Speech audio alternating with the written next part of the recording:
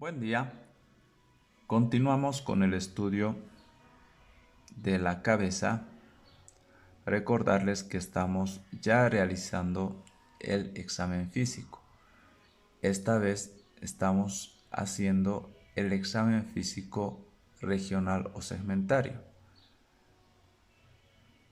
La clase anterior estudiamos parte de lo que es el estudio de la cabeza, estudiando el cráneo, estudiando lo que son los ojos, los párpados, la nariz, los oídos, la glándula parótida y ahora vamos a estudiar la boca. En la boca vamos a inspeccionar los labios. En los mismos podemos encontrar a veces herpes. El herpes labial suele ocurrir en pacientes con neumonía neumocócica o también en algunas infecciones virales. En los labios también podemos encontrar un defecto congénito que se denomina labio leporino. Este defecto no va a permitir silbar al paciente. En los labios también podemos encontrar queilosis, que también comúnmente se conoce como boqueras. La queilosis consiste en pequeñas ulceraciones de la piel en las esquinas de la boca, que lleva a la formación de fisuras y costras. La queilosis suele ser debida a deficiencia de riboflavina.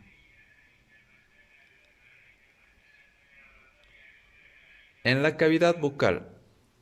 En la cavidad bucal nosotros podemos encontrar diferentes alteraciones.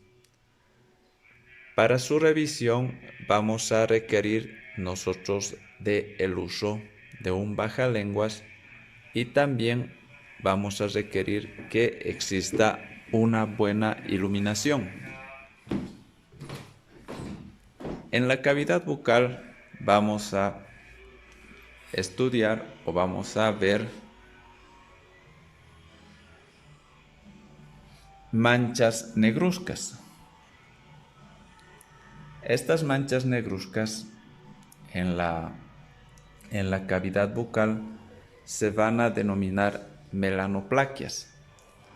Las melanoplaquias son características de la enfermedad de Addison y también suelen reflejar algunas avitaminosis.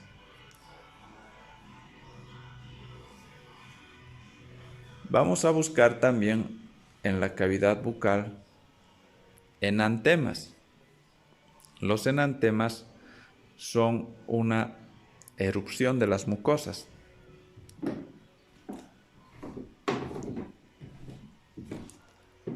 La presencia de enantemas nos va a reflejar diferentes alteraciones que se acompañan de fiebres eruptivas. En la cavidad bucal también vamos a buscar lo que son las manchas de Koplik en pacientes con sospecha de sarampión. Las manchas de Koplik son pequeñas manchas blancas rodeadas de una estrecha areola roja que van a estar ubicadas a la altura del segundo molar.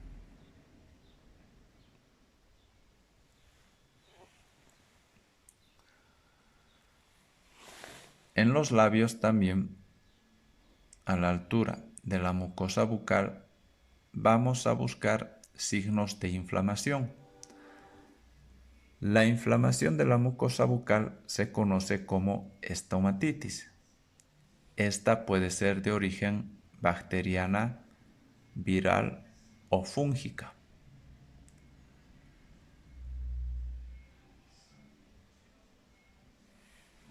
En la boca también vamos a explorar si es que existe ulceraciones que ocasionan gingivitis.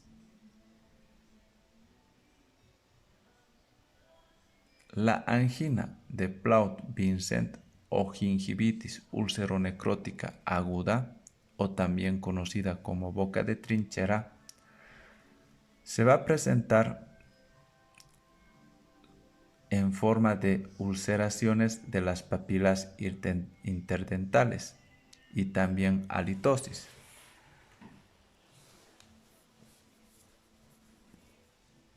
En la boca también vamos a buscar úlceras. Estas úlceras pueden ser inespecíficas cuando se deben a traumatismos o pueden ser específicas, las relacionadas con tuberculosis o sífilis. Aparte de buscar ulceraciones, también vamos a buscar abscesos, también flegmones.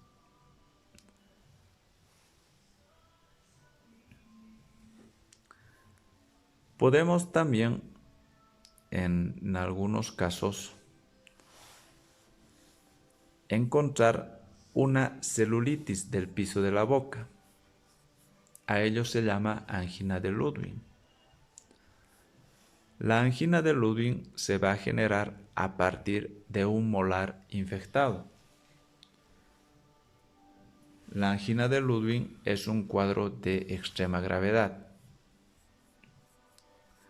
Va a estar acompañado de fiebre, edema sublingual que va a empujar la lengua hacia arriba y atrás, con eventual obstrucción respiratoria y también trismus.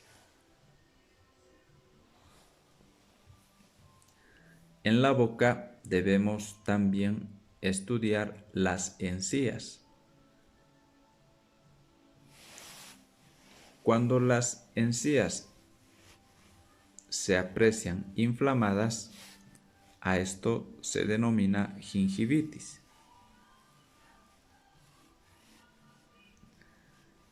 En la intoxicación por plomo podemos apreciar el ribete plúmbico o de Burton, que consiste en una serie de puntos azul pizarra situados a 1 milímetro del borde libre de la encía.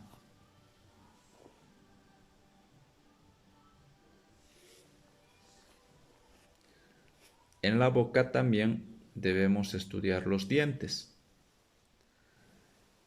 En relación a los dientes es importante identificar cuántos de ellos faltan, si es que existen caries y si estas son avanzadas. En los dientes también, en algunos pacientes con sífilis congénita, se puede apreciar los dientes de Hutchinson, que se caracteriza porque a nivel de los incisivos superiores y centrales se produce en ellos una escotadura distal.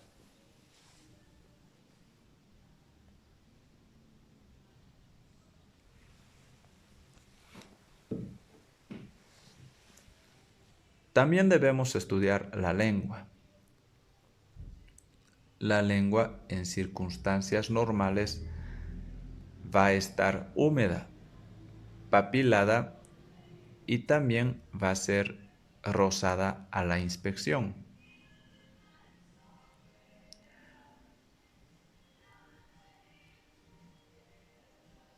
La lengua escrotal se caracteriza por grietas predominantemente transversales en la superficie de la lengua.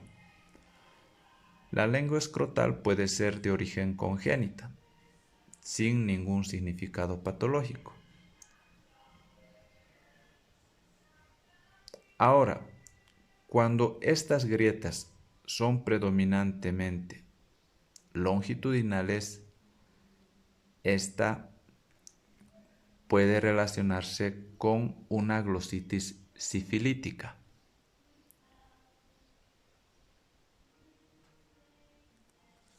En la lengua también se inspecciona si ésta presenta saburra, que es una capa fina blanquecina depositada en su superficie, que se produce por la descamación del epitelio lingual y partículas alimenticias.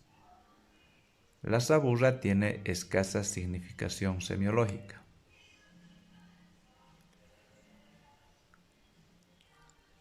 Vamos a denominar macroglosia cuando tenemos una lengua aumentada de tamaño de manera exagerada. La macroglosia se observa en casos de mixedema idiopático, de acromegalia, cretinismo e idosia mongólica. La idiosia mongólica hace referencia a un retardo mental del paciente, generalmente en pacientes con síndrome de Down. Este retardo mental va a ser, no va a relacionarse con la edad del paciente. También debemos apreciar en la lengua si es que ésta sufre algún tipo de temblores. El temblor en la lengua suele apreciarse en pacientes con alcoholismo crónico, con tirotoxicosis y también en ciertas afecciones neurológicas.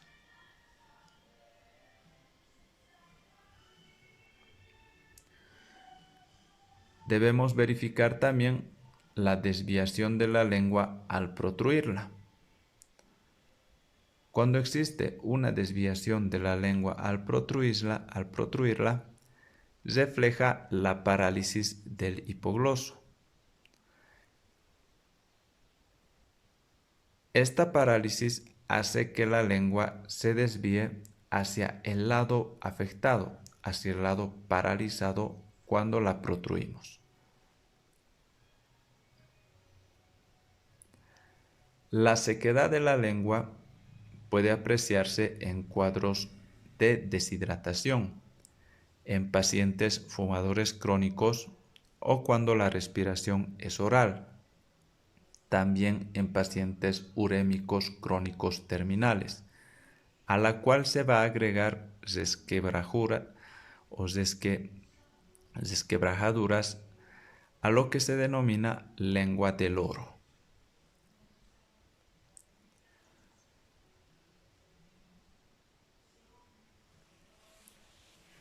También vamos a inspeccionar si la lengua presenta atrofia de las papilas, es decir, una lengua lisa o despapilada. La atrofia de las papilas se va a presentar en pacientes con deficiencia de complejo B, en anemia perniciosa y también en pacientes que usan prótesis dentales de acrílico. En la lengua también podemos encontrar aftas o fuegos.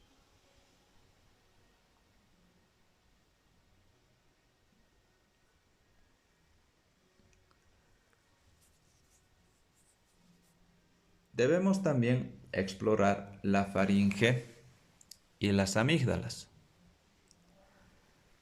Estas pueden inflamarse. Las faringitis o amigdalitis pueden deberse a diversos agentes etiológicos. Cuando se trata de virus, además de inflamarse la faringe, suele comprometer la nariz y también la laringe, lo que va a ocasionar coriza y también disfonía. Cuando esta inflamación de la faringe y de las amígdalas se debe a bacterias, como por ejemplo en una faringoamigdalitis estreptocócica, casi nunca va a ocasionar disfonía y se va a acompañar de fiebre alta, intensa odinofagia, calofríos y también un exudado purtáceo.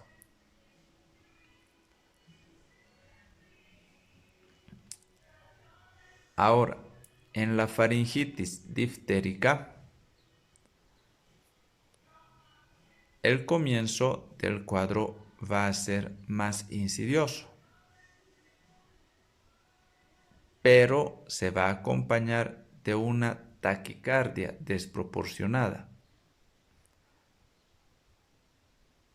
Va a existir palidez y también un exudado pseudomembranoso característico de esta enfermedad.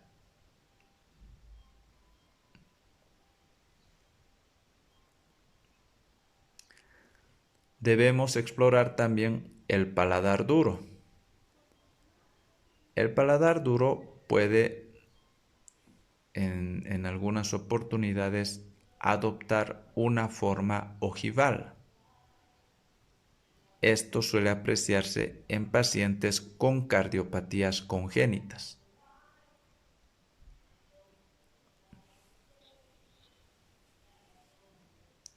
Debemos también verificar si el paciente, en relación a la producción de saliva, sufre un exceso en la salivación que se denomina cialorrea y se suele relacionar con las estomatitis, o puede ser también secundaria a drogas, o también puede ser ocasionada por afecciones neurológicas, como por ejemplo la enfermedad de Parkinson o la parálisis vulvar. La cialorrea es el exceso de salivación. La xerostomía, al contrario, es la sequedad de la boca, que se puede apreciar cuando la respiración es bucal u oral del paciente, y también en el síndrome de Sjögren. Recordar que este síndrome se caracteriza por ser una enfermedad autoinmune que afecta a las glándulas salivales y también a las glándulas lacrimales. Xerostomía también se puede apreciar en pacientes que presenten obstrucción de los conductos salivales.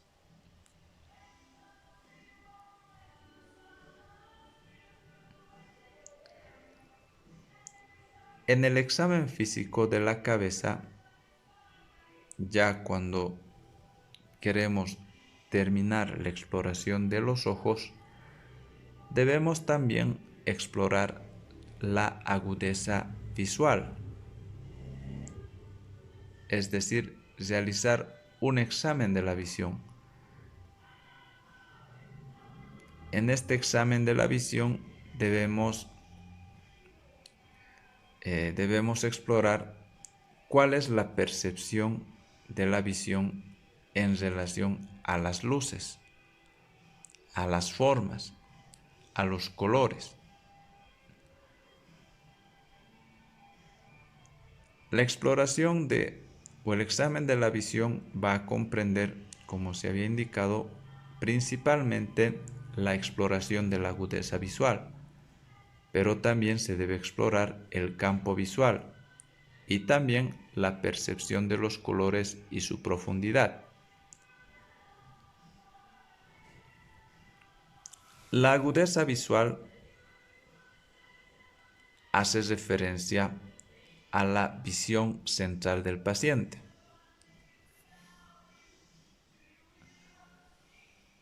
La agudeza visual va a depender de los conos de la fóvea, es decir, de los conos ubicados en el centro de la retina. El campo visual que va a englobar todo lo que es la visión periférica va a depender de los bastones que están en la retina periférica.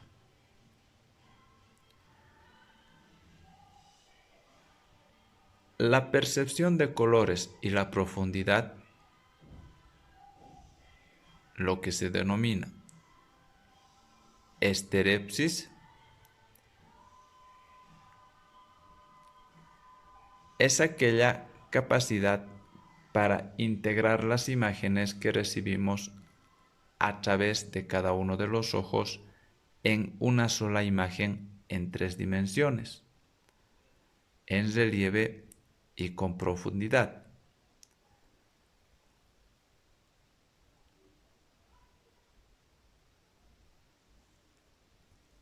En relación a la agudeza visual,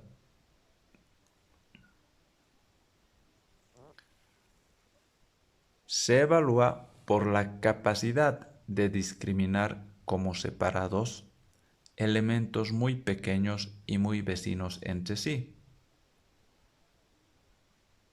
La agudeza visual se mide determinando el objeto más pequeño que puede ser visto con claridad por un paciente a una distancia determinada.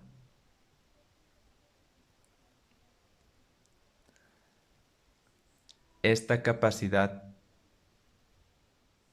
está determinada por la concentración de conos en la fóvea, que está en el centro de la mácula. La mácula es el lugar de visión más fina y precisa de la forma y del color.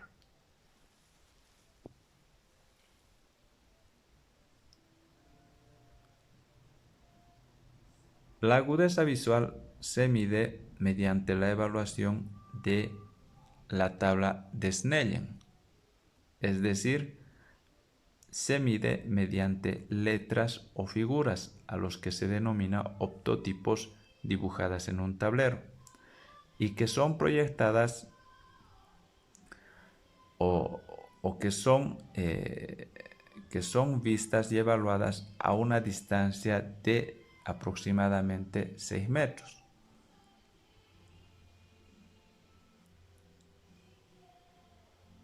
Esta tabla de Snellen tiene varias hileras de letras de tamaño decreciente.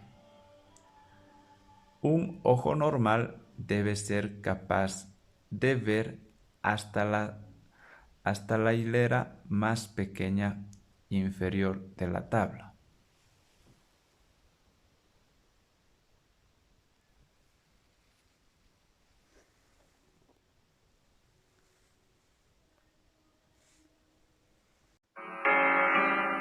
Para valorar la agudeza visual de un paciente podemos utilizar la tabla de Snell, ya sea para pacientes pediátricos con figuras, para pacientes analfabetas o la básica que conocemos.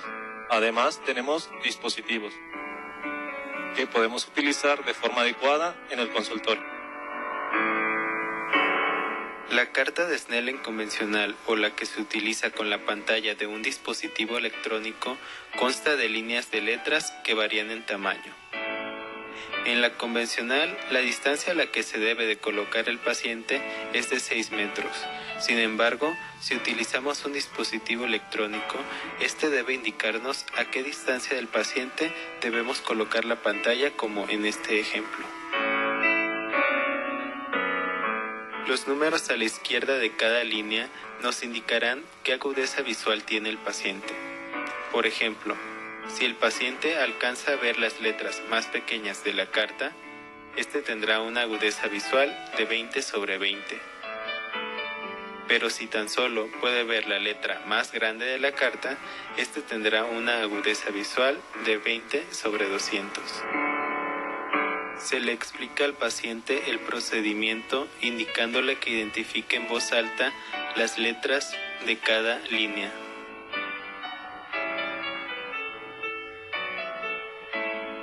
Se le pide al paciente que cubra uno de sus ojos sin oprimir. La agudeza visual del ojo explorado se establece con la línea de letras más pequeñas que pueda leerse con precisión. El mismo procedimiento se realiza en el ojo contralateral, ahora descubierto y cubriendo el ojo recién evaluado. Los resultados se reportan por separado para cada ojo. 20/20 es una agudeza visual normal. En cambio, se considera que el paciente es legalmente ciego si éste presenta una agudeza visual de 20/200 o menor.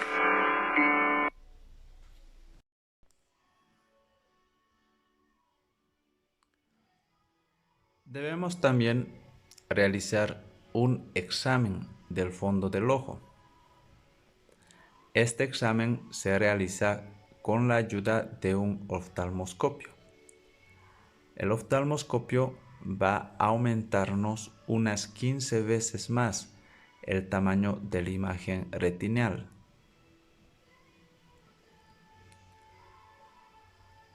El oftalmoscopio nos va a permitir observar en forma directa los vasos retinales, a los cuales en la exploración del fondo del ojo debemos seguir los vasos retinales de manera centrípeta hasta ubicar la papila del nervio óptico, la mácula y la fóvea. La fóvea es la cavidad central de la mácula, recordarlo. Y finalmente la foveola, que es el piso de la fóvea.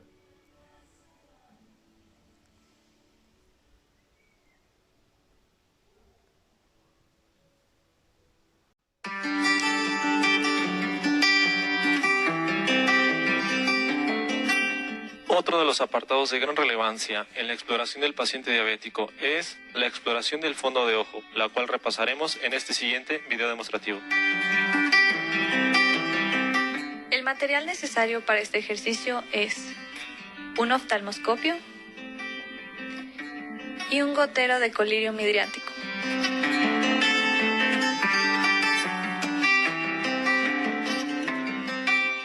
Es importante repasar las partes que conforman un oftalmoscopio convencional.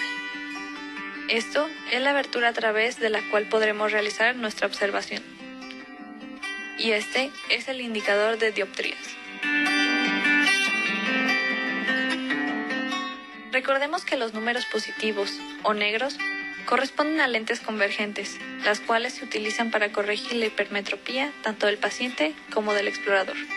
Y los negativos o rojos son lentes divergentes, los cuales corrigen la miopía tanto del paciente como del explorador. Es importante recordar que el astigmatismo no puede corregirse por el oftalmoscopio. Y por último, este es el selector de filtro, con el cual podremos elegir el haz de luz que utilizaremos.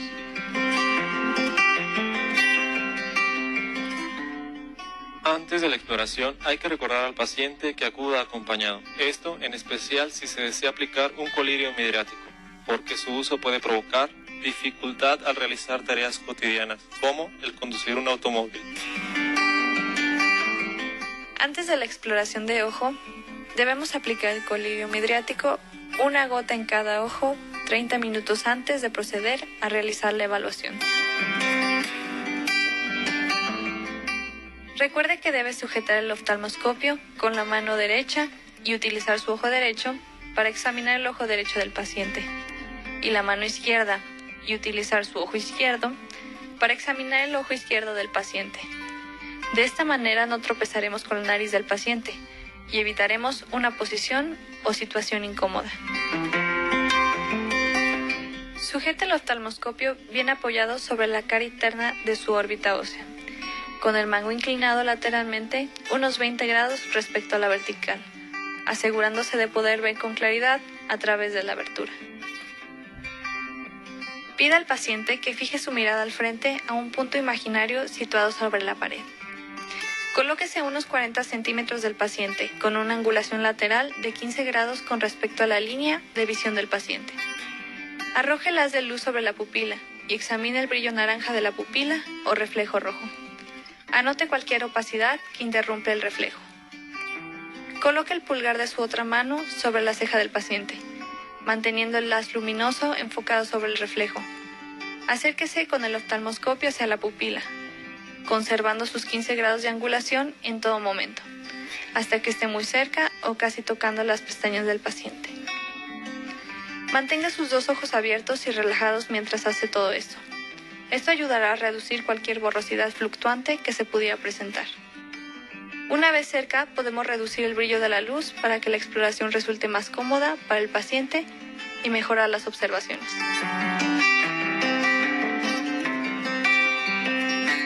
Para poder identificar cualquier alteración en el fondo de ojo, primero debemos conocer el patrón de normalidad. Primero valoraremos el parénquima retiniano. La retina es como una membrana semitransparente de color rojiza generalmente. Varía dependiendo de la raza, la edad y el color de piel. En ella hay que detectar si existe algún tipo de exudado, hemorragia o cambios de coloración. Siguiendo alguno de los vasos retinianos, podemos localizar la papila o disco óptico. En él debemos evaluar forma, color y límites. La forma debe ser redondeada u ovalada verticalmente y mide por lo general 1.5 milímetros de diámetro. El color debe ser blanco rosáceo con una zona central blanquecina que corresponde a la excavación fisiológica, la cual no debe sobrepasar el 30% del diámetro papilar. En cuanto a sus límites, los límites deben de estar bien definidos y puede existir una pigmentación a su alrededor.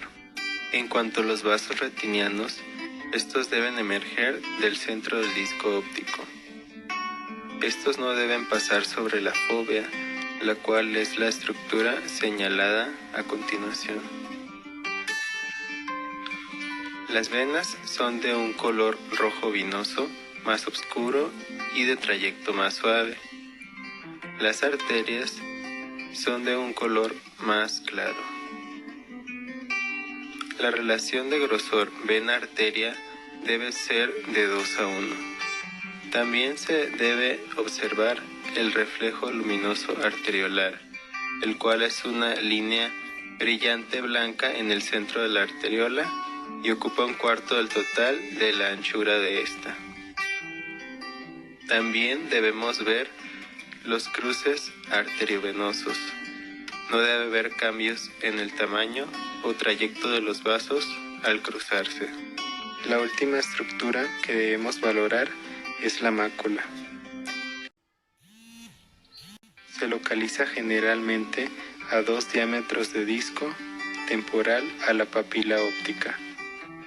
Presenta una coloración más oscura que el resto de la retina. En el centro de la mácula se encuentra la fóvea, la cual puede destacar como un reflejo puntiforme. Recordemos que no debe pasar ningún vaso retiniano sobre la fóvea. Así como hicimos con la vista, también debemos examinar el oído. Para ello también nosotros nos vamos a ayudar con un instrumento que es el otoscopio. Entonces, el examen del oído lo vamos a realizar mediante otoscopía bajo visión directa y se va a examinar principalmente lo que es el conducto auditivo externo y también la membrana timpánica. Muy buenos días a todos, es un gusto saludarles nuevamente. Para hoy revisaremos la técnica correcta para la otoscopía. Acompáñenme.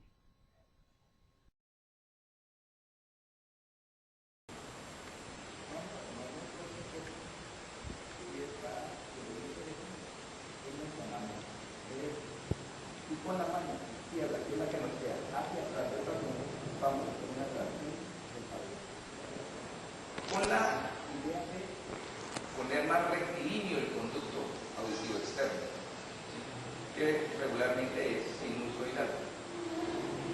En los adultos se va a dirigir hacia adelante y hacia abajo, por eso la tracción del pabellón auricular en ellos es hacia atrás y hacia arriba.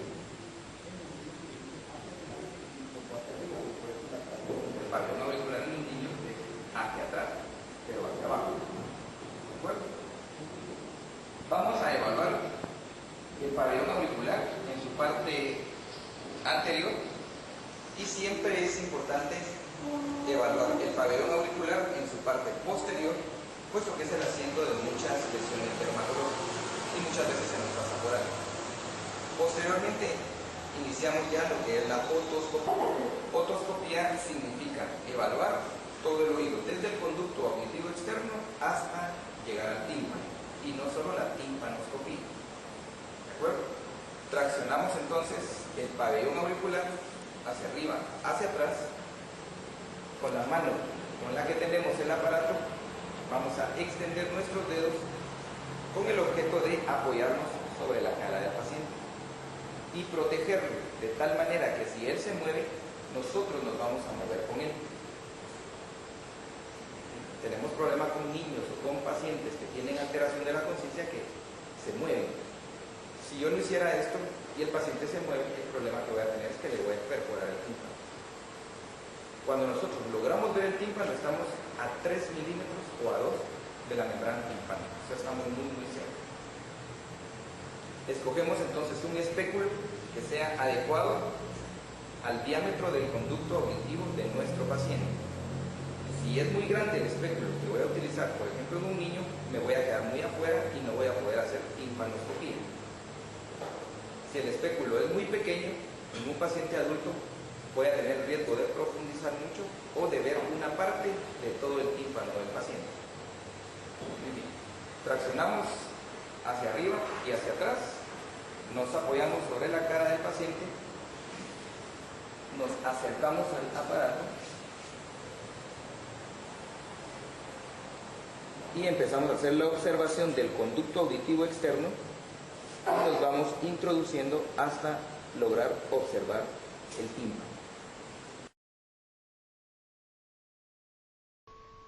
Nos ubicamos acá en la concha con el otoscopio y vamos a ir ingresando y observando y describiendo el conducto auditivo externo.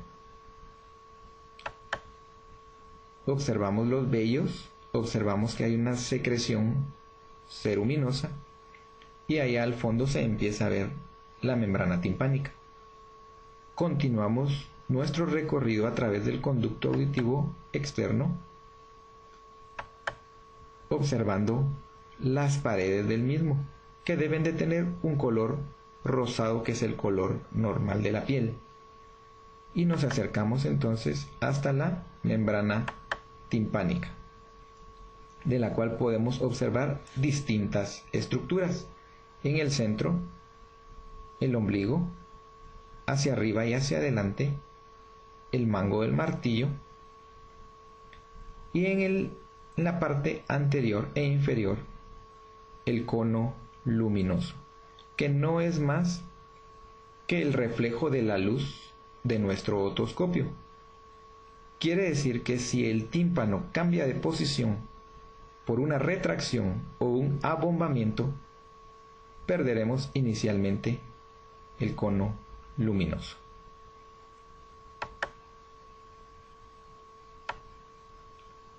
Bien, identificado el tímpano, entonces vamos a iniciar a describir sus partes. Vamos a trazar una línea que atraviesa el mango del martillo, una línea imaginaria y una línea perpendicular a esa línea, de tal manera que nos van a quedar 4 cuadrantes: antero superior, póstero superior, póstero inferior y antero inferior. Y en el cuadrante antero inferior siempre vamos a encontrar el cono luminoso. Y la base es que el mango del martillo se dirige siempre hacia adelante y hacia arriba.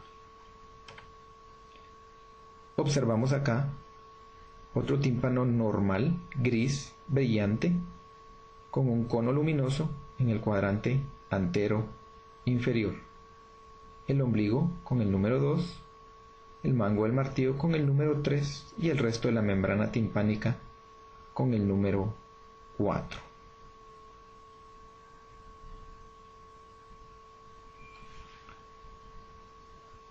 Vamos a observar otro video de otoscopía en el cual nos vamos introduciendo nuevamente por la concha hacia el conducto auditivo externo y empezamos a observar una secreción espesa, cremosa, muy adherente en las paredes del conducto auditivo externo. Y ya empieza a haber cierto eritema de las paredes del mismo. Tratamos de introducirnos y seguimos observando el mismo tipo de secreción. Ahí en el fondo apenas logramos ver la membrana timpánica, que al final es normal. Y con solo estos hallazgos podemos determinar que lo que nuestro paciente tiene es una otitis externa. Después podremos identificar la causa para decidir el tratamiento.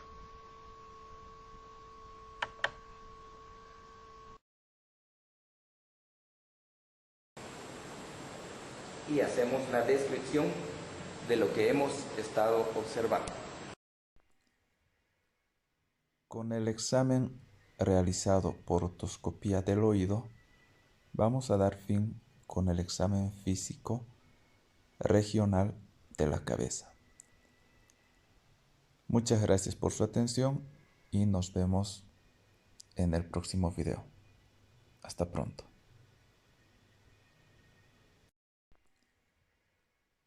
Con el examen realizado por otoscopía del oído, vamos a dar fin con el examen físico regional de la cabeza. Muchas gracias por su atención y nos vemos en el próximo video. Hasta pronto.